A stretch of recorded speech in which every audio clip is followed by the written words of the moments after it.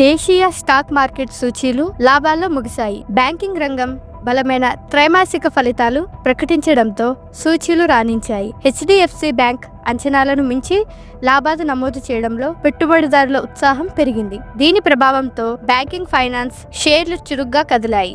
సెన్సెక్స్ 410 పాయింట్లకు పైగా పెరగ్గా నిఫ్టీ 133 పాయింట్ల మేర లాభపడింది. 527 పాయింట్ల లాభంతో 84,480.09 వద్ద ప్రారంభమైన సూచీ రోజంతా లాభాల్లోనే కదలాడింది. చివరకు 411 పాయింట్లు లాభపడి 84,363.37 వద్ద స్థిరపడింది. ఇక నిఫ్టీ 133 పాయింట్లు పెరిగి 25,843.15 వద్ద ఉంది. నిఫ్టీ సూచీల్లో Cipla, Reliance, Shriram finance, Bajaj financial services, Axis bank షేర్లు లాభాల్లో ముగిశాయి. ICICI bank, JSW steel, Eternal, Mahindra and Mahindra, Adani sports షేర్లు నష్టపోయాయి.